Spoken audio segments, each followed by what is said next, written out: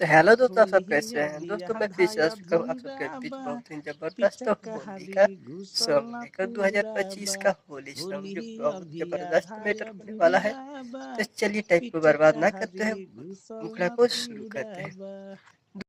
हगुआ में ये राजा भरत नखे मोहन हो चित चाहे पटक के डाल दाना दन हो फगुआ में ये राजा भरत नखे मोहन हो चित चाहे पटक के डाल दाना दन हो कितना देवर के बताई करा के समझाई अभिशाप बेलुरा बहा बहा बहा होली अभी आधा अधूरा बा पिचकारी घुसल ना पूरा बा होली अभी आधा अधूरा बा पिचकारी घुसल ना पूरा बा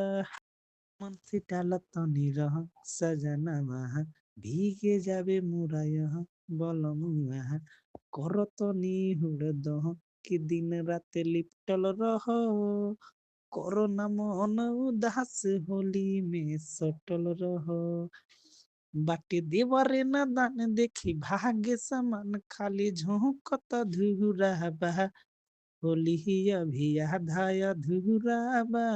पिचकारी घुसल न पूरा बा होली अभी आधा अधूरा बा पिचकारी घुसल न पूरा बा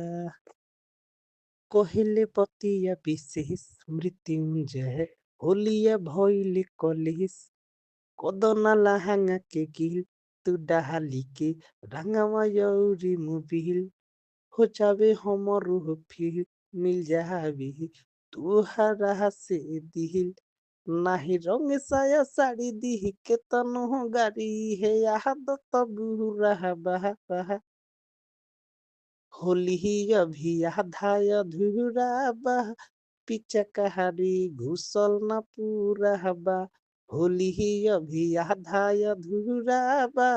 पिचकारी घुसल न पूरा बा दोस्तों, अगर आप यह वीडियो आपको अच्छा लगा तो वीडियो को ज़्यादा शेयर कीजिएगा। हमारे चैनल पर नए हैं तो चैनल को सब्सक्राइब जरूर कीजिएगा। ओके, मिलते हैं फिर नेक्स्ट वीडियो में, तब के लिए बाय बाय।